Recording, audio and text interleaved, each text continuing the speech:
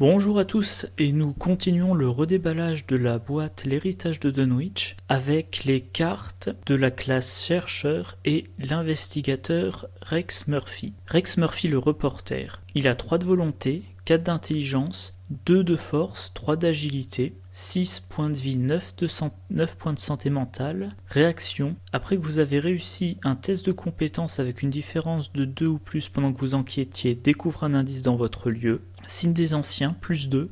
À la place, vous avez le droit d'échouer automatiquement à ce test de compétence pour piocher 2 cartes. Construction deck, standard, carte chercheur niveau 0 à 5, carte neutre niveau 0 à 5, jusqu'à 5 cartes de niveau 0 prises dans les autres classes. Recherche de la vérité, la malédiction de Rex, une faiblesse de base au hasard, mais aucune carte chance. Alors, tiens, on va en profiter. Voilà les cartes chance qu'on ne peut pas inclure. Regardez ce que j'ai trouvé. Rencontre fortuite, du survivant, du truand. Voilà, en français, c'est plus pratique. Regardez ce que j'ai trouvé. Chanceux, coup de bol, de justesse, oups, une chance de pendu, une rencontre fortuite. Ah, j'ai oublié, comme c'est pas du chercheur, c'est que les cartes 0 qui pourraient inclure s'il n'y avait pas le trait chance. Autrement dit, regardez ce que j'ai trouvé. Mais bon, il est bon en investigation. Chanceux, ok, ça peut être intéressant. Oups, il va pas combattre. Coup de bol, ouais, c'est du combat. Alors, sa carte avantage, recherche de la vérité. C'est un événement neutre. Enfin, oui, c'est une carte investigateur, donc oui, c'est normal que c'est neutre. Donc, recherche de la vérité, c'est un événement qui coûte 1, qui a le trait perspicacité, donc qui peut être joué avec mémoire et idétique. Icône, intelligence et libre. Piocher X cartes, X étant le nombre d'indices sur Rex Murphy jusqu'à un maximum de 5. C'est génial comme pioche. Ça coûte seulement 1, et potentiellement ça vous fait piocher jusqu'à 5 cartes. Il suffit pour ça d'avoir 5 indices. Alors 5 indices vous les aurez peut-être pas, mais si vous jouez en duo, que toute l'enquête est faite par Rex Murphy, vous allez être dans un lieu avec un indice par joueur, puis vous allez dans un lieu avec 2 indices par joueur, et ben voilà, vous avez vos 5 indices, si vous les dépensez pas tout de suite.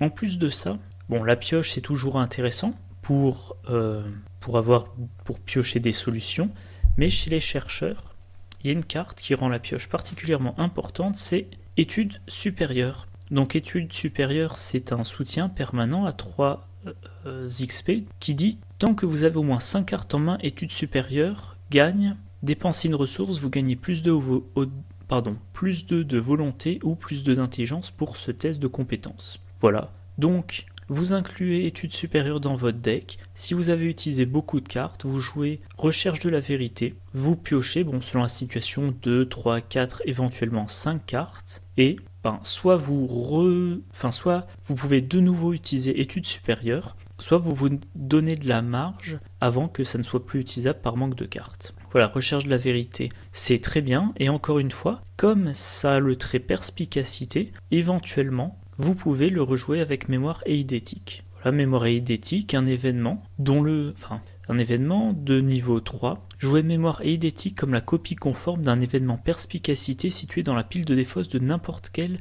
investigateur, y compris son coût en ressources. Retirez de la partie cet événement, retirez de la partie mémoire et idétique au lieu de la défausser. Donc, en combinant les 2 cartes, une première fois vous payez 1, vous piochez 1 à 5 cartes. Plus tard, vous jouez mémoire et idétique, et vous piochez de nouveau 1 à 5 cartes. Voilà. Sachant que mémoire idétique pourra servir dans votre deck à rejouer d'autres cartes. Alors j'ai pas toute la liste, mais il y a beaucoup d'événements chercheurs qui sont perspicacité. Il y a par exemple j'ai un plan, il y a des événements pour piocher, il y a des événements pour gagner des indices. Donc inclure cette carte-là dans un deck Rex, c'est super intéressant par rapport à recherche de la vérité, mais ça servira aussi avec d'autres événements. La faiblesse de Rex maintenant, c'est la malédiction de Rex, une traîtrise. Malédiction, révélation, mettez la malédiction de Rex en jeu dans votre zone de menace, forcé, quand vous devriez réussir un test de compétence, remettez le pion chaos révélé dans la réserve du chaos et révélez-en un nouveau. Si cet effet vous fait échouer au test, mélangez la malédiction de Rex dans votre deck,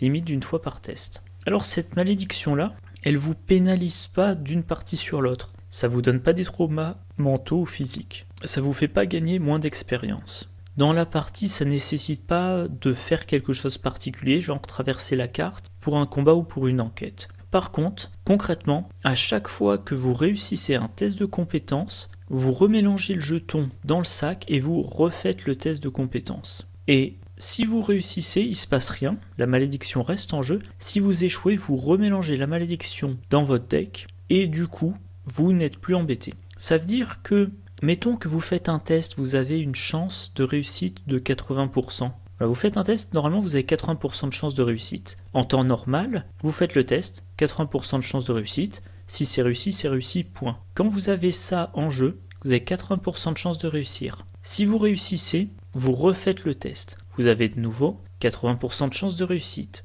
Autrement dit, pour réussir un test, il faut successivement réussir 2 pioches de jetons avec 80% de chance de réussite. Donc, votre chance de réussite passe de 80% à 80% de 80%, c'est-à-dire à 64%. Vous passez de 4 réussites sur 5 tentatives à 2 réussites sur 3 tentatives. Voilà, vous passez de 80% à peu près 60%. Voilà, vous passez de 80% à 64%. Et si vous voulez vous débarrasser temporairement de votre malédiction, il faut réussir un test, puis échouer un test. Vous ne pouvez pas vous dire je vais volontairement rater un test, parce que non. Si vous ratez le test, le forcé ne s'applique pas. Donc, si vous voulez le remélanger dans votre deck pour vous en débarrasser, vous allez devoir vous mettre dans une situation limite en vous disant, avec de la chance, je réussis le premier, mais comme je suis limite, je ne réussirai pas le deuxième. Donc vous dites, la difficulté c'est 3, je me mets avec une compétence de 4, si j'ai -1 ou plus, je réussis, et ensuite j'espère piocher un -2 ou moins. Bon, c'est embêtant. Ça rappelle un petit peu la malédiction de Daisy, la faiblesse de Daisy, le Necronomicon, qui remplace le jeton, qui fait qu'on compte le jeton signe des anciens comme un jeton échec automatique, ce qui du coup fait que Daisy se retrouve avec 2 jetons échec automatique. Voilà, donc si on résume, Rex Murphy, il a 12 de total de caractéristiques, ce qui est dans la norme, 3 de volonté, c'est moyen, 4 d'intelligence, c'est bien, 2 de force, c'est faible, 3 d'agilité, c'est moyen. Après qu'on a réussi un test de compétence avec une différence de 2 ou plus pendant une enquête, on découvre un indice dans le lieu, c'est génial. Ça veut dire que si il réussit suffisamment bien une enquête dans un lieu, il trouve 2 indices d'un coup. Il trouve 2. Si il fait une enquête pour trouver un indice, il peut en trouver 2 d'un coup. Donc en duo, si on arrive à le booster suffisamment, ça peut être vraiment très bon. Et ce n'est pas limité aux enquêtes pour trouver des indices. Le grand classique, le cambriolage. Alors Rex peut l'avoir parmi ses 5 cartes hors classe. Il l'incline, donc il peut le faire une fois par tour, il enquête. S'il réussit son enquête, au lieu de découvrir des indices, il gagne 3 ressources. Si il réussit son enquête avec une différence de 2 ou plus, il gagne 3 ressources et il découvre un indice. Sachant que comme c'est un chercheur, vous lui mettez, mettons une loupe, vous lui mettez ce que je montrais tout à l'heure, études supérieures, il va pouvoir gagner beaucoup d'indices d'un coup. Alors un truc qui est amusant, je le note au passage, si vous utilisez études sommaires, vous mettez un indice sur le lieu, vous inclinez étude sommaire et vous gagnez +3 votre valeur de compétence pour le test. Donc, imaginons, vous posez un indice dans votre lieu pour vous donner +3 à votre enquête lors du cambriolage. Vous avez plus de chances de réussir votre enquête et de récupérer 3 ressources. Et si votre enquête vous la réussissez avec 2 ou plus, vous récupérez l'indice que vous avez posé. Voilà. Alors, la compétence de Rex, elle est cumulable.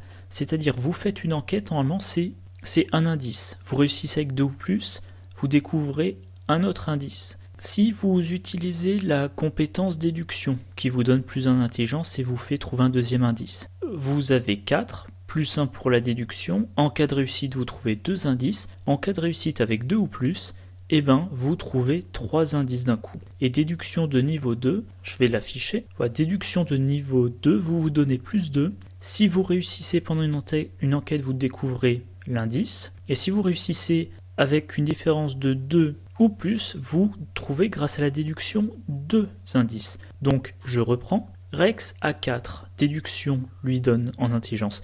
Déduction lui donne +2. Si vous réussissez votre enquête, vous avez 2 indices. Un pour Rex, un pour la déduction. Si vous réussissez avec une différence de 2 ou plus, vous avez un indice pour Rex, un indice pour la déduction, un indice Un troisième indice parce que vous avez réussi de la part... Vous enquêtez avec Rex, vous jouez déduction niveau 2. Si vous réussissez, point, vous avez 2 indices. Si vous réussissez avec une différence de 2 ou plus, vous avez l'indice de la réussite, l'indice de la déduction, l'indice de la déduction parce que vous avez réussi avec une différence de 2 ou plus, et l'indice de Rex parce que vous avez réussi avec une différence de 2 ou plus, c'est-à-dire qu'en une action, vous avez trouvé 4 indices. Bon, évidemment, il faut que ça se combine bien. Il faut réussir avec une différence de 2 ou plus, mais Rex Murphy, vous lui mettez très probablement un soutien pour booster son intelligence, que ça soit hyper conscience ou que ça soit études supérieures. Vous lui mettez une loupe pour qu'il ait un bonus passif. Éventuellement, vous pouvez lui donner une lampe torche. La lampe torche, ça baisse de 2 le niveau de... ça baisse de 2 la valeur occulte, donc ça baisse la difficulté, donc c'est plus facile de réussir avec une différence de 2 ou plus, et vous pouvez amasser plein d'indices d'un coup. Voilà, il y a aussi une version des glyphes archaïques qui est très bien pour ça, mais encore une fois, je spoil pas les glyphes archaïques, hein, sauf le jour où elles sont présentes en version traduite dans le pack. Voilà, donc Rex a un excellent investigateur pour trouver plein d'indices. Le problème de sa malédiction, pour le jouer, moi j'aime bien jouer avec cambriolage. Comme cambriolage lui permet d'avoir beaucoup de ressources, je vais éventuellement le jouer avec Maître Charles Ross. Enfin, je dis à chaque fois Maître, mais là l'abréviation c'est Mister, il faudrait que je vérifie ce qu'il en est exactement. Voilà, donc je rentre pas dans les détails, mais en gros c'est un allié qui dit vous pouvez dépenser des ressources pour payer le coût des soutiens objets joués par d'autres investigateurs dans votre lieu, et quand on l'incline, on réduit de 1 le coût du prochain soutien objet joué par un investigateur dans le lieu. Donc, Rex, comme il trouve facilement des indices, chaque tour, si vous êtes dans un lieu qui n'a pas une valeur occulte trop élevée, si vous êtes dans un lieu avec une valeur occulte qui, je sais pas, mettons, va jusqu'à 3 en mode normal, et chaque tour, vous lui faites faire un cambriolage. Normalement, vous devriez assez fréquemment réussir. C'est-à-dire que, et même mettons, vous réussissez 2 fois sur 3. Vous réussissez 2 tours sur 3. Vous avez en moyenne 2 ressources disponibles par tour pour payer les objets pour les autres investigateurs. Alors, moi, je ne l'ai jamais testé personnellement, mais peut-être éventuellement avec William Yorick. Donc, voilà. William Yorick qui dit « Après que vous avez vaincu un ennemi, jouez un soutien depuis votre pile de défausse en payant son coût. Limite d'une fois par round. » Donc William Yorick, on peut le jouer avec une logique, je défausse des objets pour un bonus unique, enfin je défausse un objet, ça me donne un bonus, et dès que j'ai vaincu un ennemi, je rejoue. Alors ça pourra aussi être une logique de jouer des soutiens qui encaissent les dégâts et qui encaissent les horreurs, et puis quand le soutien en question est épuisé, qu'il est vaincu, il part à la défausse. Et si vous avez Rex avec cambriolage, il génère pas mal de ressources. Si il a Maître Charles Ross, il va pouvoir payer les objets à la place de William Yorick. Et une fois par round, il pourra diminuer de 1 le coût d'un objet joué par William Yorick. Ce qui fait que vous allez pouvoir envisager avec William Yorick la défausse et la récupération d'objets plus chers.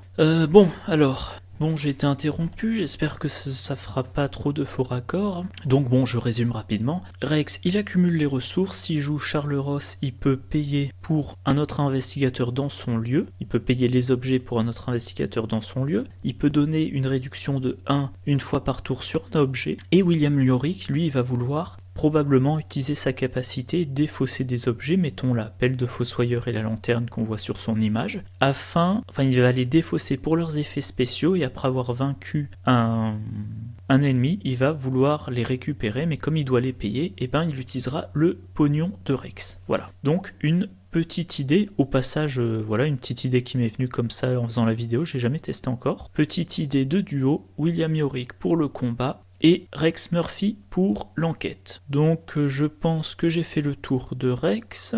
Maintenant, passons aux cartes joueurs. Alors, l'assistante de laboratoire, c'est un soutien qui coûte 2, allié miskatonique science, il occupe un emplacement d'allié, 1 point de vie, 2 points de santé mentale, la taille limite de votre main est augmentée de 2 pendant la vérification de votre limite de main lors de la phase d'entretien. après l'entrée en jeu de l'assistant de laboratoire, piochez 2 cartes. Alors, pour 2, vous piochez 2 cartes et vous avez un petit allié tampon. Et sinon, vous la gardez en jeu pour avoir une limite de main de 10 cartes. Alors, l'effet de piocher des cartes quand ça entre en jeu, ça va être utile pour études supérieures. Vous voulez avoir 5 cartes en main, et bien là vous en piochez 2. La limite de taille de main à 10, je pense que c'est plus intéressant pour Minty-Fan, dont le principe de jeu va être de fournir beaucoup de cartes compétences pour les autres investigateurs. En plus de ça, Minty-Fan, vous pouvez lui mettre nourrir l'esprit. Je résume encore une fois. Quand vous dépensez un des 3 secrets, que vous l'inclinez, que vous effectuez un test d'intelligence de 0, vous piochez une carte pour chaque point de réussite.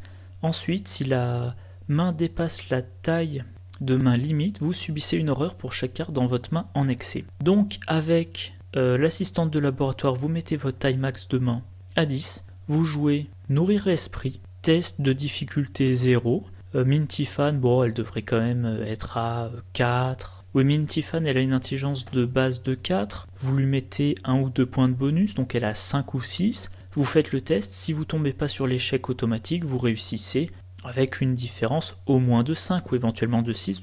Donc vous piochez 5 cartes d'un coup. Attendez, non, je dis des bêtises. Non, la difficulté est de 0. Vous avez 5, 6, peut-être un petit peu plus si vous dépensez des ressources avec études supérieures. Vous piochez votre jeton.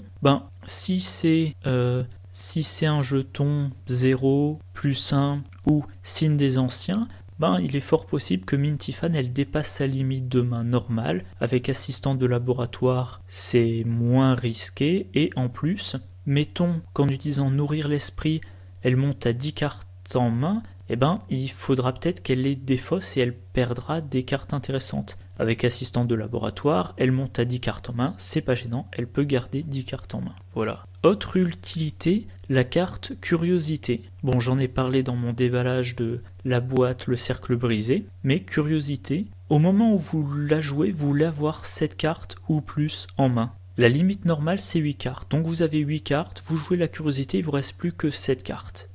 Assistante. Donc si vous avez une main de 8 cartes, dont curiosité, vous voulez jouer maximum une carte pendant votre tour, récupérer une carte pendant la phase d'entretien, et comme ça vous avez toujours votre curiosité au maximum de capacité. Avec l'assistante de laboratoire, vous avez curiosité plus 9 cartes en main, vous pouvez jouer 2 cartes pendant votre tour, et la curiosité reste efficace à 100%. Mais en dehors de ça, l'assistante de laboratoire, moi, ne m'a jamais convaincu. Faut dire que chez les chercheurs, la plupart du temps, je joue Milan Christopher, il occupe l'emplacement d'allié, donc à moins d'avoir un charisme, moi les alliés chercheurs, je veux qu'ils aient un effet vraiment puissant. Par exemple, dans un deck Daisy, ok, je joue le documentaliste, mais le but c'est jouer le documentaliste au tour 1, récupérer le livre qui m'intéresse le plus, et dès que j'ai assez de ressources, je joue Milan Christopher et je défausse le documentaliste. Bon, voilà, c'était pour l'assistante de laboratoire. Étrange solution, c'est un soutien qui coûte 1,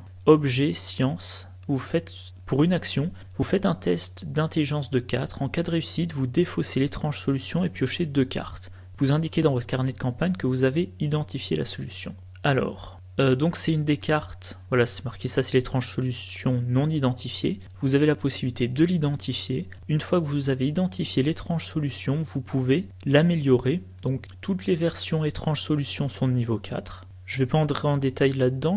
Bon, ça concerne le retour de Dunwich, le renouveau de l'héritage de Dunwich et là où le destin attend, j'en parlerai à ce moment-là. Donc la carte en elle-même, vous faites un test de 4. Vous la défaussez, vous piochez 2 cartes. L'effet, c'est un effet de remplacement. La carte, vous avez dû la jouer en payant 1. Et ensuite, vous faites une action pour piocher 2 cartes. Donc le véritable intérêt, c'est dans l'identification. Et pour ça, soit comme moi je l'avais fait à l'époque, vous mettez l'étrange solution et vous dites je verrai bien ce que ça me donnera au moment où je l'aurai identifié et où j'essaierai de l'améliorer. Soit vous attendez, soit vous regardez ce que font les versions améliorées, ou vous attendez que j'en ai parlé dans une de mes vidéos.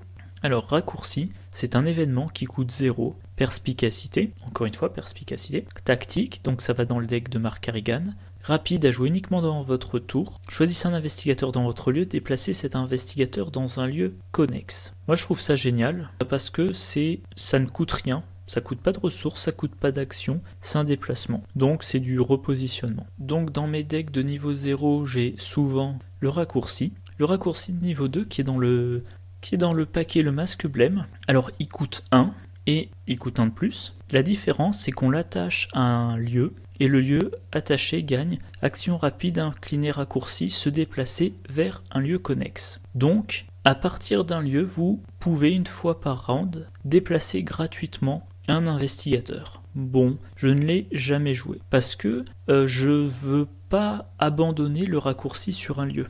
Le raccourci de niveau 0, il marche qu'une fois. Là, ça peut marcher plusieurs fois, mais pas plus d'une fois par round. Alors certes, ça c'est bien, mais encore une fois, souvent les scénarios, je pars du début, je vais à la fin, et je reviens pas trop sur mes pas. Et la première fois que je découvre un scénario, je sais pas si j'aurai besoin de revenir sur mes pas. Donc là, oui, éventuellement, je le mets sur un lieu, puis mettons le chercheur l'utilise pendant son tour pour se déplacer, le gardien joue son tour et le finit dans le lieu où il y a le raccourci. Round suivant, le gardien utilise le raccourci pour rejoindre le chercheur. Ouais. Non, moi dans mon deck de niveau 0, je mets le raccourci de niveau 0 et ensuite je remplace par éclaireur. Voilà, éclaireur, c'est un soutien, ça coûte 3, un point d'expérience, action rapide. Lors de votre tour, si vous n'êtes pas engagé avec des ennemis, inclinez éclaireur, déplacez-vous vers un lieu connexe. Donc c'est un déplacement gratuit par round. Carte suivante, chercher des réponses. Ah tiens, c'est amusant, c'est une carte, je crois que je ne l'ai jamais utilisée. Donc c'est un événement qui coûte 1, encore une fois un événement perspicacité. Enquêter, en cas de réussite, au lieu de découvrir un indice dans votre lieu, découvrir un indice dans un lieu connexe. Bon, donc on enquête dans son lieu, en prenant en compte la valeur occulte de son lieu, mais si on réussit, on trouve un indice dans un autre lieu, ça va être intéressant pour trouver des indices dans un lieu à valeur occulte élevée, sans faire des enquêtes, en prenant comme difficulté la valeur occulte élevée. Même remarque que chaque fois qu'il est question d'enquêter dans un autre lieu, il faut que l'autre lieu soit révélé. C'est-à-dire qu'il faut qu'un investigateur soit entré dans le lieu A et dit « Ah moi j'enquête pas ici », puis que l'investigateur B soit arrivé dans un lieu connexe et dise « Je vais enquêter dans le lieu B pour trouver des indices dans le lieu A ». Donc en général on le fera pas en solo, c'est envisageable en duo, c'est envisageable pour un investigateur de soutien si on joue à 3 ou 4. Voilà, ça fait à noter que avec par exemple un éclaireur, ça peut donner des combinaisons assez intéressantes. J'ai un chercheur qui est éclaireur, j'entre dans un lieu, je me rends compte que l'enquête va être dure dans ce lieu-là, j'utilise éclaireur, je sors, j'utilise chercher des réponses, j'enquête dans mon lieu, et je trouve un indice dans le lieu que j'ai découvert ce tour-ci et qui était dans lequel il était difficile d'enquêter. Voilà, donc ça c'est une carte aussi que je pourrais mettre dans le deck dont je vous ai déjà parlé plusieurs fois, le deck Mintifan, snipeuse à indice derrière sa barricade. Mintifan, elle entre dans un lieu qui est un carrefour, on va dire, qui est un carrefour, vous imaginez un lieu qui est connexe à 2, 3, voire 4 lieux. Elle entre là, elle met sa barricade de niveau 3 pour pas être gênée par les ennemis, et ensuite elle va enchaîner, chercher des réponses, bien informer, décrypter la réalité, je crois que ça s'appelle. Enfin bref, elle va enchaîner les cartes qui lui permettent d'enquêter sur tous les lieux révélés par l'autre investigateur, sans avoir à être dans le lieu où se trouve l'autre investigateur. Voilà. Donc a priori c'est bien, mais moi il se trouve que je ne l'ai jamais utilisé. Et c'était la dernière carte chercheur du pack, toutes des cartes à 0 d'expérience. Ouais. Alors, faisons un petit récapitulatif. Assistante de laboratoire, elle augmente la taille de main et elle fait piocher 2 cartes quand elle arrive en jeu. L'augmentation de taille de main, je pense que c'est intéressant pour Mintifan et pour quelqu'un qui veut utiliser la compétence curiosité, ce quelqu'un pouvant être Mintifan, et piocher 2 cartes quand ça arrive en jeu, ça peut intéresser si on n'a pas des masses de pioches pour maintenir en fonctionnement les études supérieures. Mais moi, j'utilise jamais. Étrange solution non identifiée, c'est intéressant si vous l'identifiez et que et qu'il existe une version de l'étrange solution identifiée qui vous intéresse. Raccourci dans un deck de niveau 0, c'est toujours bien.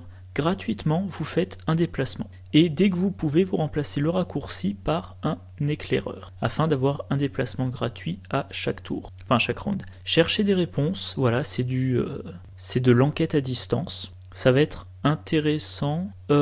Disons qu'un chercheur, normalement, il a dans son deck de quoi chercher de partout. Donc un chercheur standard, s'il se rend compte qu'il y a un lieu avec une valeur occulte de 4, 5, voire 6, eh ben il met le paquet et normalement il trouve l'indice. Ou alors c'est que vous êtes un poissard. Donc peut-être plutôt comme carte pour un investigateur qui n'est pas si bon que ça en enquête, et qui lui va vouloir, à chaque fois qu'il y a deux lieux connexes, un avec une valeur occulte faible, l'autre avec une valeur occulte élevée, va enquêter dans le lieu avec valeur occulte faible pour trouver l'indice dans le lieu à valeur occulte élevée. Et il y a aussi le fameux archétype du j'enquête à distance. Voilà, c'était tout pour ce pack, et donc au final, moi sur les 4 cartes, eh ben, il y en a une qui est automatique, le raccourci, l'étrange solution, bof, tous ces objets non identifiés, il va falloir être dans des cas très précis pour que je les trouve intéressants. Chercher des réponses, c'est très spécifique à un deck j'enquête à distance, ou comme carte pour quelqu'un qui n'est pas principalement chercheur. Et assistante de laboratoire, bon voilà, c'est également dans des cas très particuliers. Bon voilà, c'est tout pour cette vidéo. Je vous dis bonne soirée et à une prochaine. Au revoir.